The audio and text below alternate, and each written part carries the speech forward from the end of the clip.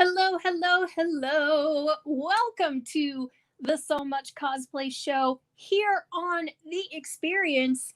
I am your host, sewing teacher, cosplayer, and more, Cheryl Sloboda Whited. And my friends, this Friday night, how are we enjoying our Loki uh, television series? And last week, you got to see us build the Sylvie Loki crown. Now, this has been painted now. And if you missed that on last week's episode, don't worry, it was painted off camera. And this is just painted with regular metallic gold paint that you get in a small craft bottle from your local craft supply store. So that's going to be your Michael's, Hobby Lobby, Joann's. Any of those places will have a metallic paint that you can use with this crown. You can see our little broken horn here.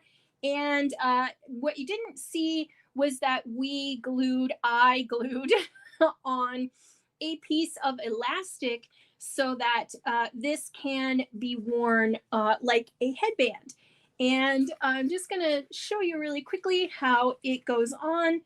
And there we go. Now, I certainly don't have the hair for a Sylvie cosplay, but you can see here I've got it will just go underneath your hair, your wig, whatever it is that you're wearing. For me, I would need to have a wig with a Sylvie cosplay because my hair's not the right color. But that would be how you would put that on. And oh my goodness, now what have I done? So you can just see how easy this was to make. Super shout out props to SKS Props, who is the person who does the pattern for this, and it is free. If you Google SKS Props, you will be able to find the pattern, and you will be able to watch last week's episode to see all of the adjustments that we made to that pattern in order to get it to look like this.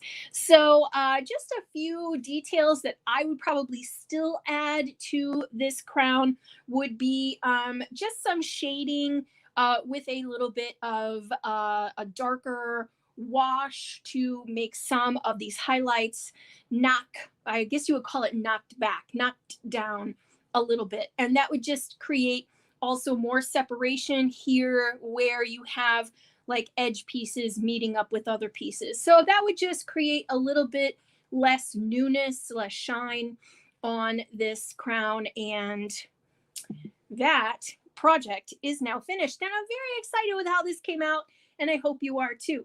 So today we are going to be working on a sewing project, which, my friends, we don't normally do here. We've been working on a lot of armor pieces lately. Today, we are going to be sewing. I've got the trusty sewing machine here, and we will be cutting over to that shortly. Oh, there we go. JD, thank you. And so here we go. And I'm just going to bring this over so that you can see exactly what we are working with today. And today, we're making a capelet, and we're just going to be making this top portion here of this pattern. This is a cosplay by McCall's pattern around 2015, 2016. McCall's really went deep into the cosplay stuff, and so really cool stuff that they have been doing. They have been creating lots of cosplay specific patterns, not patterns that you would see for other like for Halloween or anything like this. This was specifically made for cosplay, so this is really awesome. And I've made this pattern already, doing a Game of Thrones style, which you can see they were clearly going for that Game of Thrones vibe here. But for me, what we're going to do is we're going to just make the top fur portion. Now, in this pattern, which you can see here on the back, and most of patterns come with these diagrams on them, so you can start right at the pattern itself to start deciding what pieces of that pattern you want to use or not use. And what we're using today is View D. And that is View D right there. So View D is basically just the fur capelet portion on the top. Now, what that's going to do is give our Loki the ability to have this, detachable thing. And you can see that these are detachable because the pieces are separate here on the back of the pattern. So if you start to get panicked, like, oh my gosh, I only want this piece, but it's pre-attached to here, there's possibility that you could look inside the pattern to see where they become attached to each other and just skip that part. But luckily, we don't have to worry about that because this is a separate piece. And inside the pattern, it does show you that this fur little capelet part is just really snapped onto any other basic cloak with a couple of snaps. We don't need to attach it to any other cloak, so we're not going to worry about that part. We're not even going to worry about those snaps.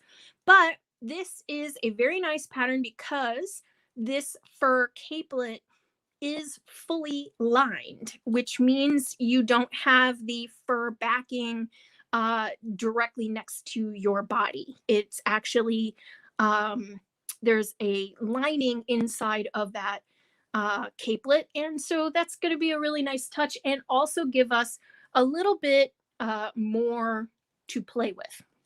So here are the pieces, and you can see here that you will need to cut 2 of your fabric and 2 of your lining of this capelet front. And it's even called a capelet. So, and here is the very large backing piece.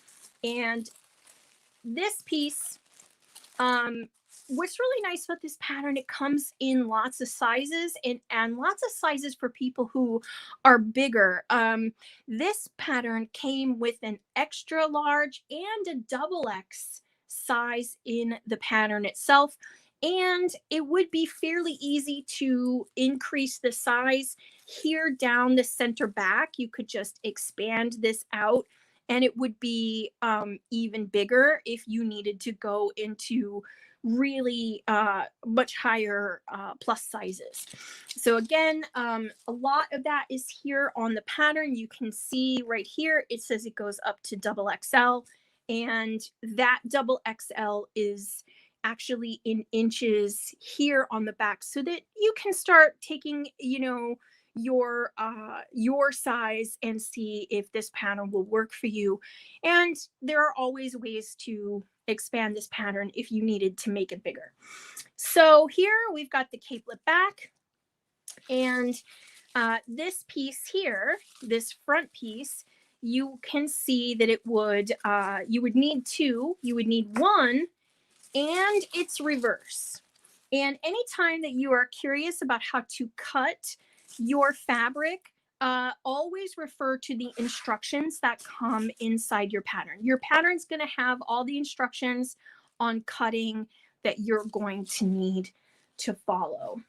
And we have done a fair amount of that already, so no worries there. Oh, you can see the leftover of all the gold from the project, from the horns. And so here is the gold faux fur that we're going to be using for this project. Now, I got this faux fur from a company called Shannon Fabrics, and they are the largest manufacturer of piled fabric in the United States. And what they do is they have made all sorts of faux furs, soft, cuddly material fabrics. And this is one of their Luxe Cuddle fabrics. And this is in the gold colorway. And it also comes in a silver colorway.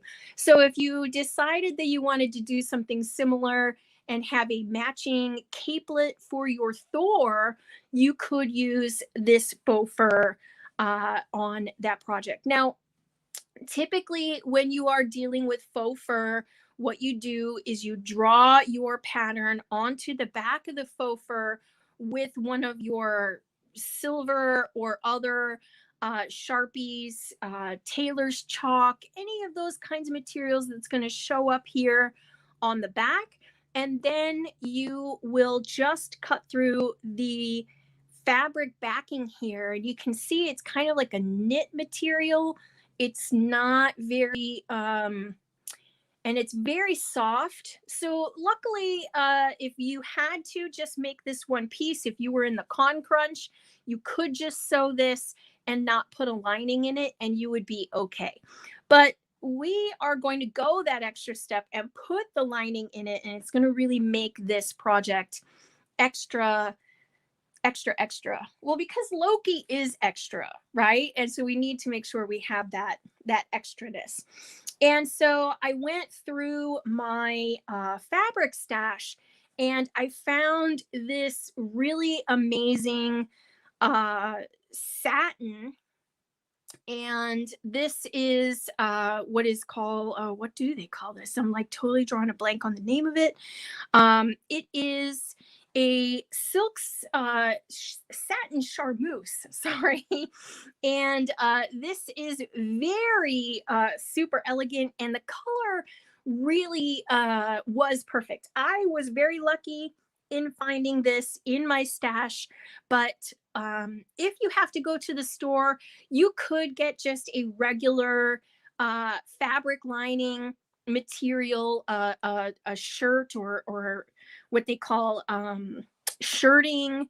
You could get also just regular lining fabric, so the kind of lining that you would find inside of your coat or your jacket. They sell that kind of lining in places like Joann's, and they come in lots of different colors. And so you would be able to put this color, match this color to the Loki character that you're going for.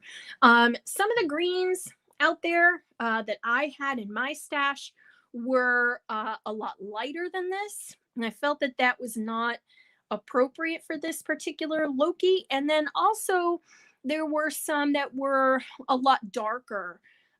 They also did not seem like they would work for me. So I'm real happy with this one. I think this is going to work out really, really well. And it looks super elegant and very high end here on the camera. I think it looks really, really awesome. So what we need to do first for this project is we are going to be sewing together the faux fur capelet. And then I have already taken the time and pre-sewn the lining together. So then we will take the two pieces and face them right sides together, sew around this entire thing, and then we will turn that inside out and see where this project needs to be taken in, or any trims added, or what have you. So we're going to go ahead and start sewing our fur, which we have pre-cut. Now, I have talked on a previous episode here of the So Much Cosplay show all about faux fur and how to cut it.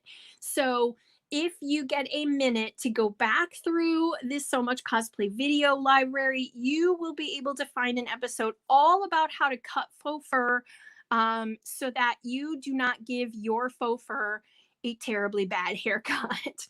The cool thing about this particular kind of fur, it's almost as if someone has painted or done some painting technique to this where they've painted over the fur, and it just comes out and looks like it's got like little gold coins and medallions all over it. It's a really neat faux fur. And I have already pinned together my my seams, although my pins are starting to come out. And we just need to get this over to the sewing machine. So I am going to bring in the sewing machine extraordinaire today. Ugh, sorry about that. Here we go. It's very heavy. So picking it up and moving it over here is... And so you can see here the needle and also a lot of where we're going to be sewing at. I'm sure that my husband is going to be thrilled that I will be sewing directly at my laptop. And so I'm sure he'll think that that's a great place for all of the excess fabric to end up, which is on top of the laptop. And all right, so it looks like we're ready to go. And I'm just going to bring over the first seam and show you exactly what we are doing. Now, on your pattern, you will have notches that you will had to have transferred to your fabric.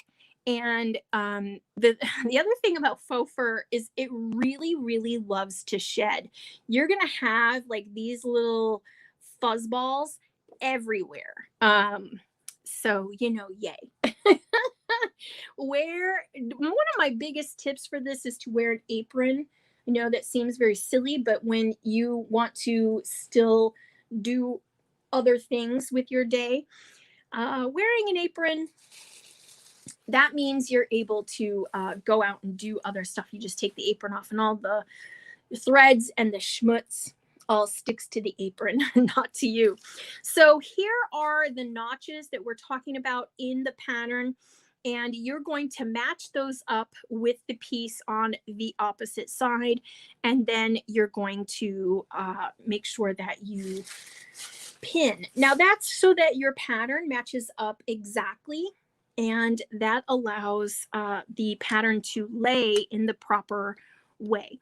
The other thing about this particular pattern is all of the seams, according to the directions, are a 5/8 seam. So here on the machine, you will locate the marking for 5/8, which for me is a couple of different marks. But right here on the cover for the bobbin is this 5/8 mark, and that 5/8 mark is where you're going to put that. And I'm just checking to make sure we've got enough thread, which we do. And so you're going to run this under the sewing machine directly here at that 5/8 mark. And so we're going to go ahead, line all this up. Right here is that 5/8 seam. So we're just putting the edge of the fabric, not the edge of the fur. And that's a really good point to make here is as you are sewing, you want to make sure that you're going by the edge of the fabric, not any of the little fur fluffs that might be sticking out of the fur pile. That is really going to create problems with your seam if you do not make sure that you're following that. The other thing is I'm going to bring over my pin cushion. I keep that by my sewing machine just so that I can deposit the pins into there as I sew. Please do not sew over your pins. Your machine technician will thank you. Okay, so we're just going to go ahead and start a little bit slowly. And we're going to let the feed dogs, which are the things underneath the machine, that's going to pull the fabric along. And we want the machine to do the fabric pulling. We do not need to be pushing. And a lot of people feel the urge to push the fabric under the needle. Like they really want to jam it under there. And that's how you get like puckers and all kinds of bad stuff. So we're just letting the machine pull the fabric into the machine. Now here, when you get to a pin, you're going to want to pull that out, put it in your pin cushion. Don't put them in your mouth either. I've had people put them into their mouth and like nearly, like I've had plenty of friends who have nearly had real problems. Real dangerous things happen. One of my friends had a pin in her mouth and inhaled through her mouth and inhaled the pin into her lung. And I can't tell you how freaky that is. So that made sure that I never did that ever again. I never put my pins in my mouth because that just is not a place I want to go. A place I don't want to go is the emergency room. So a lot of people also ask, like, what's the right speed? You really want to sew fast enough that you get the project done, but not so fast that everything starts to get away from you. If you're a speed demon like me and you're a lead foot in the car, you'll feel like you really want your machine to do a lot of the work, and you just jam on the pedal and just go like crazy. I think that's bad. So here we are. All right, so I'm just going to use my little snips and cut that thread, and we now have one seam of our cloak all finished. And this is what it looks like on the regular side. And we will be showing this off here in a second. But we have one more seam to go. And that's here on the opposite side. And this, you're going to have to flip the whole capelet over in order to get to this. And we're going to, I'm just going to throw a couple extra pins in here since I feel like I want this to be a little bit more secure while I am sewing around here. And there we go. And again, you know, that's just so that we're keeping all of these seams straight as it gets pulled into the machine. So, you know, once again, I'm trying to make sure also underneath, under all of this bulk, that the machine, it's fairly flat. If you start to get bunches in the machine under here, it can start to cause problems in the seam as you actually sew it. So you do want to make sure that that lays properly. And so we're just going to lower the presser foot. Lots of like terminology here that you're probably not used to. We've got presser feet and feed dogs and things like that. So I can appreciate that people have tried to anthropomorphize their machines by giving them anatomy sounding parts. So again, you know, on this case, because of the way I've pinned, my pins are a lot of the times on the underside. So you just do have to be on the lookout for them. You don't want to sew over them. If you do have your machine strike a pin, you are going to have a fairly they can really be damaging to the internals of your machine. And ask your machine tech. He'll tell you. He or she will tell you. I know plenty of lady machine techs. And so when you get to here, you're just, before it starts going under the needle, you're going to want to pull that pin out. And that's just another benefit of going slow, is to make sure that you are able to feel and pull the pins away at the last second. So again, we're just trying to make sure that everything stays nice and even and nice and flat. You can always adjust the bulk of your fabric. Lots of people sew on a custom sewing table where the machine is sunken into the table, which is really nice. And if you have one of those, then you know that this drop off here for the side of the machine isn't a problem. And then there's more here to support the fabric as it's getting pulled into the machine. Ooh, too fast. Now, I'm a fast sewist. I am typically the one who's, you know, running at 1,000,000 miles an hour. That's just typically how I sew. But this is one of those situations where in order for me to show you how to do it properly, I should slow down. So now we have these seams are completely done.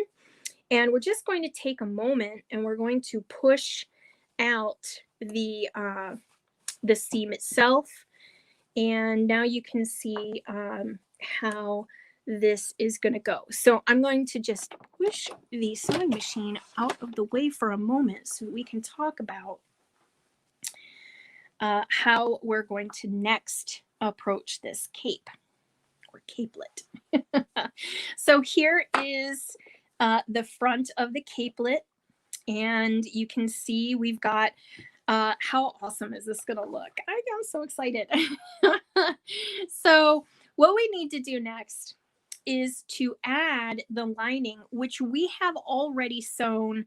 We've already done that exact same thing. You can see here the front and the back have already been attached. And so what we need to do is we are now going to put right sides together with this. And so that means the shiny side is our right side of the fabric. This back in here, that's the quote unquote wrong side of the fabric. And of course, the golden fur side is our right side. And so we need to start matching these up. And what we're going to do is we're going to start by matching them at the seam intersections first. And typically, I always match my seams and I press them open, and that's what I'm going to do here. And this here, I have the seam of the fur, the seam of the lining, and I'm going to pin that together at that point. Now we only have 2 seams in this project, so that's a fairly easy thing to do. And here is the seam on the other side. You can see that seam right here on the interior. And here's the seam for the lining, right sides together. And that is the other place where we will be putting a pin.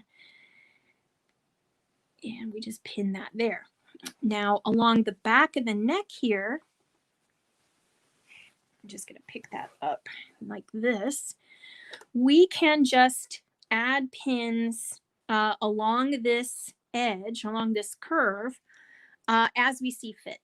And so there's a good place for that one here. We'll probably just do like 2 or 3. And another one here. And what you're checking for is to make sure that these 2 seams line up without having anything extra bulky. So here is a place where you can see that that has the potential to have more lining fabric than fur fabric. And what would happen here is if this were to not be curved properly, then you would get a little bubble or a pleat that would appear there. And so in order for that to to not happen, I'm just going to throw an extra pin there so that now you can see it lays nice and flat. And now we can lay the lining piece around the front of the fur. Now that we know that it's matched here, and we can start pinning along here. Doesn't matter to me which side the pins end up on. I will be able to see the pin heads and pull the pins out as I sew, so I'm not too worried about that, but I do want this edge here to match up pretty well. And so there we go. And then down the front. So this is the front of the cape. Now, what we're not going to do at the moment is we're not going to sew the bottom shut. We're actually going to use that to flip the whole cape inside out. So don't worry about sewing the bottom hem. We're going to do that separately. So we're just making sure that we have the neck piece and down the front finished. Now we just need to bring this over to this side, and we're doing the same thing. We're just matching the front piece, this front neck curve. This is quite an elegant cape, but would you expect any less for Loki? I mean, I had a conversation with the family when we were watching the latest episode of Loki. No spoilers, but one of so then with all the versions of Loki that are appearing in the episodes, looks like we might be cosplaying as a family with multiple Lokis. So there might be some more Loki projects in our future. And then now just down the front here, a couple extra pins, and then we're ready to sew.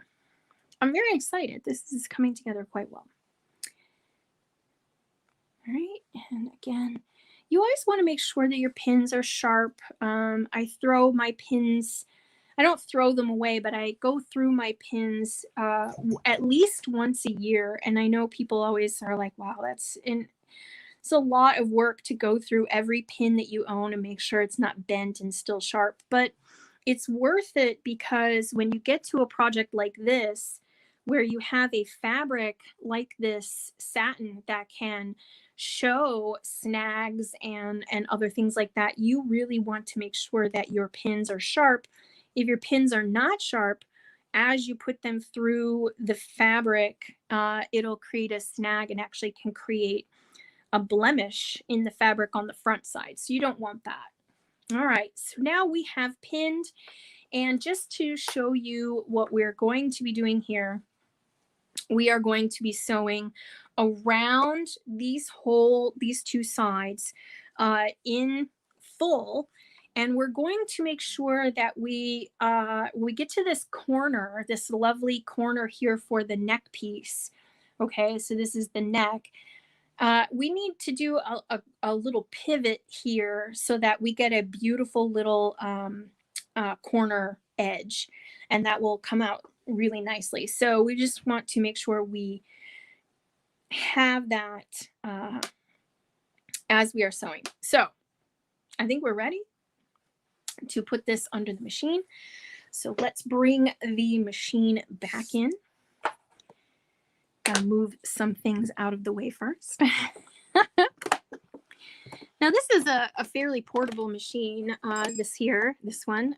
This is a Janome machine. That's the brand name of this particular machine. And we have lots of different machine manufacturers, but my sewing room here, this is the machine that I use in here. So we are starting with the bottom edge so that our lining material is on top. Our fur is on the bottom. We're making sure we're lining it up right here with the 5/8 inch seam. And we are going to pull pins as we go. I am also going to do a really short little back stitch here. That's just going to secure the stitches so that they don't come apart right there at the edge. The rest of the fabric is here. It's mostly in my lap. That means pins are in my lap. People who have done lots and lots of seams, they understand. You just be gentle with it and it won't poke you. All right, so we're going to go ahead and we're going to put our needle in the down position. And that means that when we stop, the needle will stop down instead of up. And that's going to be important when we get to those pivot points. So we're just going to go ahead, take a few stitches, and then we're going to put the reverse button on. That's going to back it up. And that way you get a little stay section there for the stitches. They will lock. And so now we just go ahead and sew.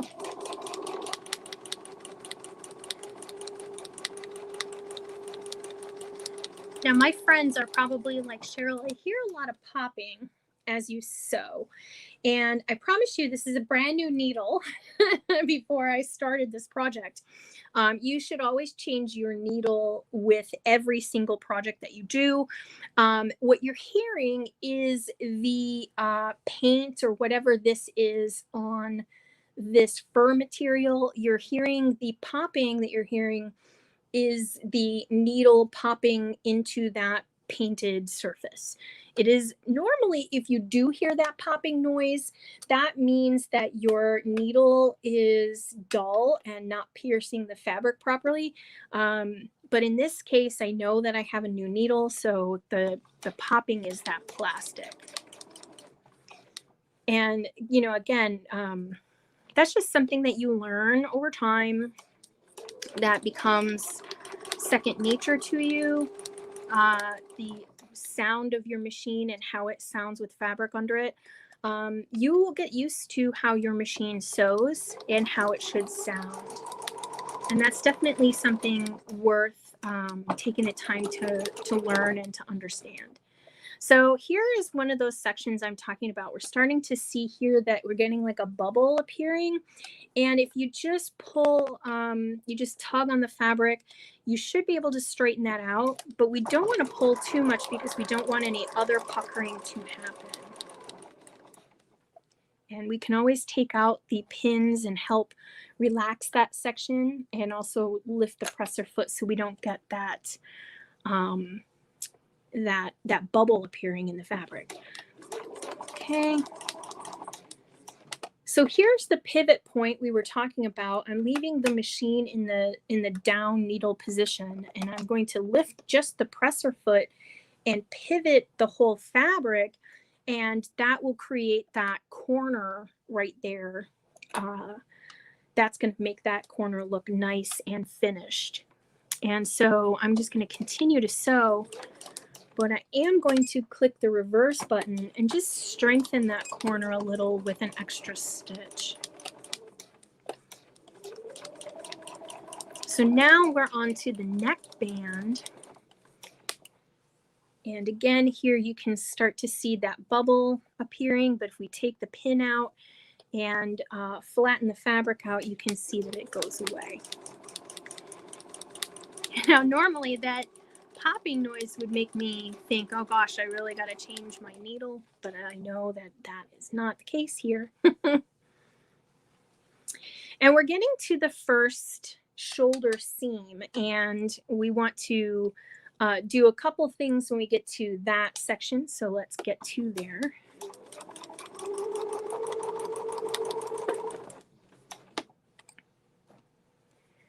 I know my friends who are probably saying, wow, Cheryl, I would have blown right through this sewing already. I'm going slow because I want you to see some of the things that we're doing. So I am folding this seam open as I am sewing over the seam section here. And that is because I want that bulk to be distributed evenly in the shoulder seam. I don't want all of the bulk to be just folded over to one side or the other. I just make it, to me, the project lays nicer than that. And now we're going around this curve. Here is a piece of the fuzz. You can see it sticking out. As you see those, you can just pull them away. They should just pull away in your fingers and set them into your trash bin or whatever that you have next to your machine. This curve, as you can see, it's coming off this way. We're going to be pushing it so that it lays more straight. But I don't want to create any bubbles here. So I am leaving the curve, and you will watch me push the material slightly so that it curves properly when it gets to the needle. Technically, I'm not pushing the fabric. I'm letting the machine do the pulling, but I am guiding it where it doesn't look like it's hitting the right mark. It is. Oh, I sewed over a pin. I just did exactly what I told you not to do. As I get to this one here, I'll pull that one out. Oops. I'm so sorry. Do as I say, not as I do. I tell that to my kid all the time. All right, so here's another place where you can see we've got a little bubble forming. We don't want that to get caught into our fabric, so we're going to go ahead and just rearrange here, lay the seam out flatter, and then you can see this is now all properly. If I had just pulled the seam to lay this way, you can already see like here and here where it's creating those bubbles. If you lay the seam flat, you'll get that curve. It will actually go through that curve much nicer, and it won't create any of those bubbles. We don't want pleats and puckers underneath here. We want it to be well constructed. So here we are, we're at the other neck seam, and this is the other shoulder seam. And so we're just taking out that pin, and we are very close to getting the neckband done here. If it starts to fold over like that, where it's not going under the presser foot evenly, just stop, lift the presser foot up, tuck it down where it needs to be, and keep going.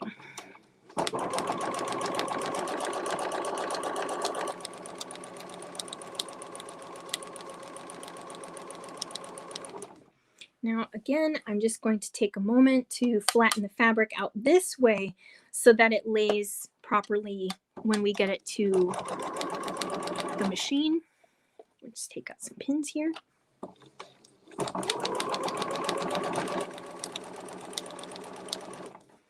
And we're getting to our little corner. And that's our place to stop. So we're going to go ahead, make the pivot, and we're going to put this down, take a couple of stitches, and hit the reverse button. That's just going to reinforce that top shoulder or top neck portion for us so that that comes out nice and evenly. And we're getting really close to the end of this long seam done in one go. I think this is going to look super elegant when it's done. And we're going to do a test here that we're at the end. And also hit that reverse. That will reinforce our little edge there. And we're going to go ahead and raise the needle up. Pull that to the side here. Go ahead and trim the fabric. And we're also going to do that trim over on the other side because we have those long thread tails. And we don't want those to get caught up into the machine later. So here are our previous thread tails. I'm just going to go ahead and give those a little snip too. Okay, so now we can see how nice this is going to be when we flip this right side out. So let me just move the machine out of the way so we can take a look at what we're doing here. And as you can see, as I flip this right side out, all of this beautiful satin is going to go to the interior like so. And we will have this little tiny corner right here. That is where we have the first fold, the first front edge, like so, like that. And then we'll just need to do the same with this side here. Now you can use your turning devices, and we do sell this awesome tool called the turning tool. And this is something that you would stick into the seam here. You can see the edge pointing there, and it will help point and turn that point so that it is nice and crisp. So if you get a tool like this, that will help point and push through there, and you can see that this has a rounded edge on it, so it's not going to poke through your fabric, won't poke through those stitches. So we're going to go ahead and do that to the other side here. Now, there's a lot of debate as to whether or not you would think you would want to press this. And I don't know how an iron would behave with this material here. So what we would probably need to do here is to do what's called an understitch. And to show you what that would be, okay, here is the neckline. And as you can see, it's rather puffy, and the fur itself wants to also be puffy. And what we want to do when you have a lining like this that's going to continue to poof out and create less than desirable poofing here, what you would want to do is to do what's called an understitch. Now, how you would do an understitch with this particular project is here on the interior. And what you would do is you would fold over and stitch here on the interior of the fabric.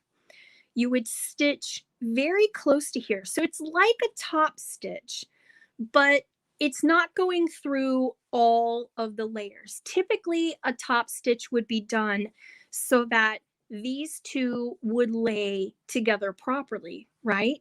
You would have the stitching, though, would go through our fur.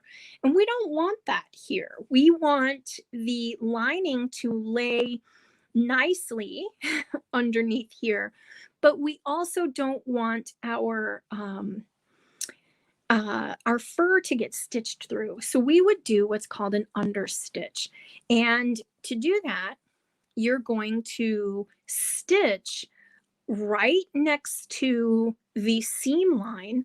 Probably, in this case, we'd probably do either 3/8 or 1/4 of an inch in from the seam line. And if we do that stitch, it would be a top stitch that would be seen on the lining, and it would go through the bulk of the seam itself. And so what will happen is then it will turn and it will lay nice and flat, and it will do a little bit more to secure the lining to the interior, if that makes any sense. So I think that that would be something that would really be beneficial to this project. And so I am going to go ahead and start to figure out how I want to do this this understitch. Now, you could do it a couple of ways. You can do it from the top of the seam. And I think that that is how I will accomplish this one. I will pin the seam to the lining. And this seam line, which is really hard for you to probably see, but we can see it here. We would want that seam line, and we would sew directly next to it. And that would mean that would secure all of this lining fabric to the seam itself. So that's what I think would finish the interior of this really well. And then we have this bottom seam to also contend with. This seam down here, because we have a raw edge for the bottom of our capelet, but we also have a raw edge here to this fur. And so we're going to want to connect those two pieces as well. So what I would probably do here for the next few minutes that we're together is to turn this capelet right back to right sides together, wrong sides out, and pin our seam to the lining. And then in the next episode, we will stitch that understitch. So this is going to allow me to put my hand, as you can see, underneath all of the bulk and ensure that I'm not capturing extra fabric under that seam as I'm pinning.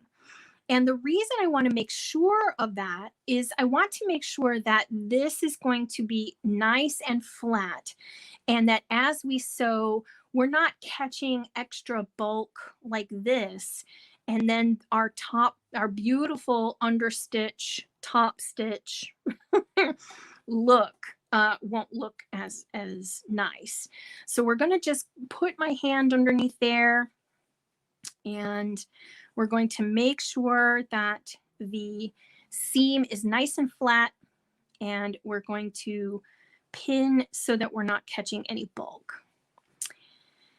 So yeah, again, this is just the, one of those additional touches that make great cosplay. And trust me when I say that judges who look underneath and inside of costumes, they appreciate when these special touches are completed. This is, a garment finishing technique, doing an understitch, or it's like a top stitch, but not. Okay, and so when we get here, okay, where we want this stitch to happen, we may need to split this. So we're going to have the sewing come to here, and then sewing along this side, and we may need that to be split. So I'm just taking that little clip there, and that's going to help this fabric lay properly along the lining. We're stitching all of this seam down to the lining, and the lining is going to help turn the seam and make it look professional. And so we want to make sure that we are taking the time to push with our fingertips on our underneath hand. All of that bulk, all this needs to lay flat. And so we're just going to go ahead and keep pinning. And so, when you get your judges who want to look underneath your costume, they want to make sure that you have finished your seams properly. They will see that you took the time to understitch and not ruin the illusion of the fur, because by doing an understitch, we're basically saying that we want the lining to look finished and top stitched down, but we don't want the fur to have a seam going through it. So this is just, it's extra, but worth it. I mean, like I keep saying, Loki is extra. Loki is definitely the kind of person that would care about the quality of the seams. So as you can see, again, this would be one of those things you can do while you're watching an episode of Loki and get your pinning finished. And like I said, I'm just making sure that the way that this fabric is laying, it's laying properly, and it's not going to create any of those pleats or bubbles. No one wants to see that in the lining. They want to see nice, pretty, beautiful seams. And if you've ever watched any couture houses like Dior, Chanel, they do a lot of these types of finishes. They do a lot of them by hand. So if you wanted to, you could do that by hand. And you also want to make sure that this shoulder seam that you opened is also laying open and laying properly. Look how matched our seams are. They're so nicely done. So I can't wait for this project for you guys to see how this is going to come out next week. And we just got one more pin that we'll do today till we get to this little corner here. One or two maybe. And again, I can feel the fabric wants to curl in on itself underneath there. And you're just taking the extra time to push that out. We don't want that to be, we don't want that to be caught in there. Okay, so we're just going to give this little clip right here. Just like that. That is going to allow this curve to curve.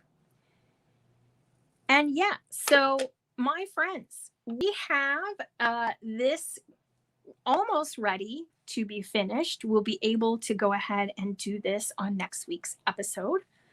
I hope that you have learned something about making this little awesome capelet. And I hope that you join us next week. But don't go anywhere. There's more programming here today on the experience that you're going to want to see. So see you next week. Take care.